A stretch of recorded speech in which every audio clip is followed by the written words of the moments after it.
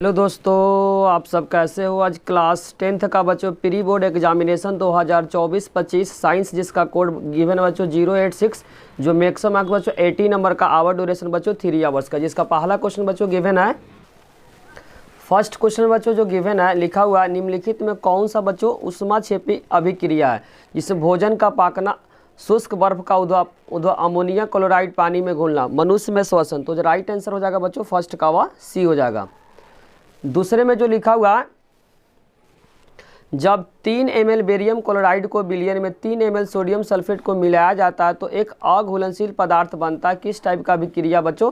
तो वह क्या है? अवक्षेपण अभिक्रिया, जो कि ऑप्शन नंबर बच्चों डी में गिवन है। तो सेकेंड का जो राइट आंसर हो जाएगा वह डी हो जाएगा। थर्ड वाले क्वेश्चन में पूछा गया निम्नलिखित संतुलित अभिक्रिया को PQR को पहचानना है। इसमें CO2 है, H2 है बच्चों, तो यहाँ पे कार्बन क्या है 6 है, तो यहाँ पे क्या हो जाएगा 6 हो जाएगा। तो P के जगह पे क्या पुट करना पड़ेगा 6 पुट करना पड़ेगा।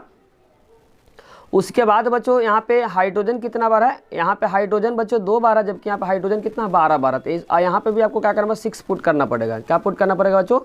6 पुट करना पड़ेगा।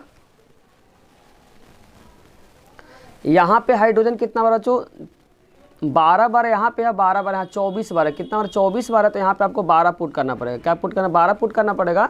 उसी तरीके से बच्चों जो ऑक्सीजन है यहाँ पे कितना बार हो जाएगा? ऑक्सीजन हो जाएगा बच्चों 12 बार यहाँ, 12 बार यहाँ, तो 24 बार हो जाएगा। 24 में से बच्चों 6 बार यहाँ पे, 6 बार यहाँ, तो यहाँ पे क्या पुट करना पड़ेगा आपको? 6 पुट करना पड़ेगा। तो आंसर हो जाएगा 6, 12 और 6, जो कि ऑप्शन नंबर बच्चों बी में गिवन है। तो राइट आंसर क्या हो जाएगा? बी हो जाएगा। थर्ड का जो राइट आंसर हो जा रहा है बच्चों वह बी हो जाएगा।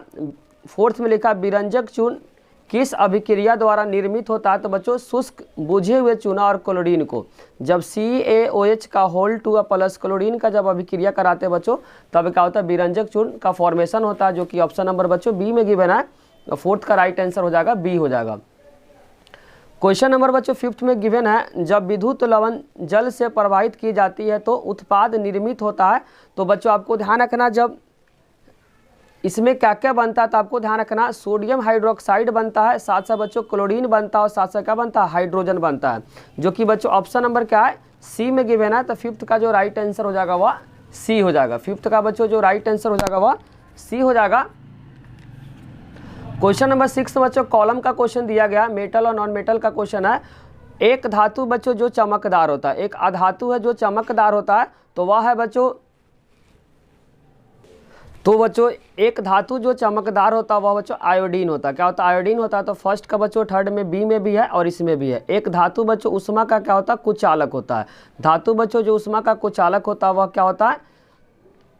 शीशा होता है, जिसको लेड बोलते हैं। तो यहाँ पे बच्चों जो सेकेंड का आ रहा है वह ए आ रहा है। तो सेकेंड का जो ए में जो आ रहा है बच्चों वह आ रहा है सेकेंड के। यहाँ पूछा हुआ एक धातु जो उष्मा का कुचालक होता है, तो पीबी हो जाएगा, जो कि बच्चों ए में आ रहा है। तो सेकेंड का मतलब राइट आंसर हो जाएगा बच्चों बी हो जाएगा। उसी तरीके से एक धातु जो कमरे के तापमान पे क्या होता है बच्चों? द्रव अवस्था में होता है। एक अधातु बच्चों जो कमरे के तापमान पे होता है वह क्या होता है? ब्रोमीन होता है। तो थर्ड का हो जाएगा फोर्थ। तो राइट आंसर यहाँ पे बी आ रहा है। राइट आंसर बच्चों बी आ रहा है। 6 का जो राइट आंसर हो जाएगा वह बी हो जाएगा।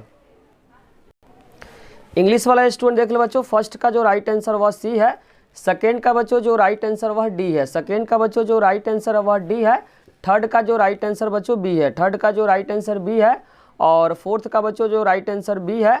और 6 का बच्चों जो राइट आंसर सी है। 6 का जो राइट आंसर क्या है? सी है। और 6 का बच्चों जो राइट आंसर वह बी है। 6 का बच्चों जो राइट आंसर क्या है? बी है। क्वेश्चन नंबर बच्चों 7th में जो पूछा गया आपसे, कुछ धातु जो ठंडे गर्म पानी के साथ अभिक्रिया नहीं करता लेकिन भाप के साथ अभिक्रिया करके बच्चों ऑक्साइड तथा हाइड्रोजन का निर्माण करता, तो पहचानना है। तो वह आंसर हो जाएगा बच्चों एल्यूमिनियम और आयरन हो जाएगा, जो कि ऑप्शन नंबर डी में गिवन है। 8 में बच्चों पूछा गया, एक छात्र ने देखा कि मछली सामान से अधिक तेज सांस ले रही, निम्नलिखित में बच्चों कौन सा अवलोकन का उदाहरण है? तो उसमें बच्चों क्या होता है? पानी में ऑक्सीजन की उपलब्धता क्या होती है? कमी होती है, जो कि ऑप्शन नंबर बच्चों सी में गिवन है। तो 8 का जो राइट आंसर हो जाएगा वह सी हो जाएगा। आगे इसमें लिखा बच्चों, लंबी दौड़ के बाद एक धावक की मांसपेशियों में थकान का अनुभव होती है। यह थकान मुख्यतः मांसपेशियों में होने वाले किस प्रक्रिया का उदाहरण है?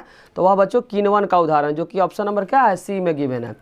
आगे इसमें लिखा बच्चों, एक प्रयोग में यदि किसी पौधे को पानी से वंचित अगर कर दिया जाए तो कौन सा जैव प्रक्रम सीधे तौर पे बच्चों अधिक प्रभावित होगी और उसका लक्षण क्या होगा? तो लक्षण जो होगा बच्चों, प्रकाश संश्लेषण से पत्तियां क्या हो जाएगी, मुरझा जाएगी। तो ऑप्शन नंबर बच्चों ए हो जाएगा। जो 10th का जो राइट आंसर हो जाएगा वह ए हो जाएगा। क्वेश्चन नंबर 11th में बच्चों पूछा गया, मस्तिष्क का कौन सा भाग है जो गतिविधियों का समन्वय तथा संतुलन बढ़ने के लिए क्या है, जिम्मेदार है। तो है बच्चों अनुमस्तिष्क, जो कि ऑप्शन नंबर क्या है, बी में गिवन है। अब इंग्लिश वाला स्टूडेंट देख ले, यहाँ पे बच्चों 7th का जो राइट आंसर वह डी है। 7th का जो राइट आंसर डी है। 8 का बच्चों राइट आंसर सी है। 8 का बच्चों जो राइट आंसर सी है। और 9th का बच्चों जो राइट आंसर वह सी है। 9th का जो राइट आंसर सी है।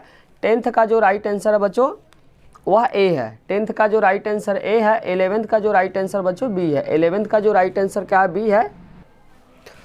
12th में बच्चों खंडन का आपको एग्जाम्पल बताया गया, तो खंडन का जो पायरोगायरा हो जाएगा बच्चों, तो फर्स्ट का हो जाएगा फोर्थ। तो फर्स्ट का फोर्थ में बच्चों जो ऑप्शन है फर्स्ट, और इसमें बहुखंडन में बच्चों जो है वह क्या है, प्लाज्मोडियम है, जो कि ए है। तो सेकेंड में बच्चों जो ए है, ए भी है। और मुकुलन का आपको एग्जाम्पल ध्यान रखो बच्चों, मुकुलन जो होता है ईस्ट का एग्जाम्पल है, तो सी का हो जाएगा बच्चों सेकेंड हो जाएगा। तो राइट आंसर बच्चों डी हो जाएगा। राइट आंसर क्या हो जाएगा, डी हो जाएगा। 13 में बच्चों जो क्वेश्चन गिवन है, लिखा गया किसी समान दृष्टि के तरुण वयस्क संतुलित दर्शन का अल्प न्यूनतम दूरी क्या बच्चों, तो 25 सेंटीमीटर है, जो कि ऑप्शन नंबर क्या है, डी में गिवन है। और आगे इसमें लिखा गया बच्चों, एक कक्षा में प्रदर्शन के समय एक लेजर किरण कांच की किरण को प्रकाश से होकर गुजारती है, तो छात्रों के रंग स्पेक्ट्रम में निरीक्षण किया जाता अवलोकन किस सिद्धांत का व्याख्या करता बच्चों, अपवर्तन साथ साथ विक्षेपण को करता है। तो ऑप्शन नंबर इसका हो जाएगा बच्चों सी हो जाएगा। आगे लिखा एक विशिष्ट खाद्य श्रृंखला में सूर्य से होने वाले पोषी स्तर का क्रम बताना। तो पहले प्रोड्यूसर होता है, फिर प्राइमरी होता है, फिर सेकेंडरी और तृतीय होता है, मतलब टर्शियरी होता है, जो कि ऑप्शन नंबर बच्चों ए में गिवन है। यहाँ पे 16 में बच्चों जो गिवन है, निम्नलिखित में कौन सा जैविक आवर्धन का क्या है, उदाहरण है। तो यहाँ पे किसी आवास में बच्चों जैव विविधता की क्या करती है, वृद्धि करती है। तो राइट आंसर यहाँ पे हो जाएगा बच्चों ए हो जाएगा। 16 का जो राइट आंसर ए हो जाएगा। इंग्लिश वाले स्टूडेंट देख ले बच्चों, जो 12 का जो राइट आंसर डी है। 13 का बच्चों राइट आंसर वो भी क्या है, डी है। और 14 का राइट आंसर बच्चों सी है। 15 का जो राइट आंसर ए है। 15 का बच्चों जो राइट आंसर क्या है, ए है।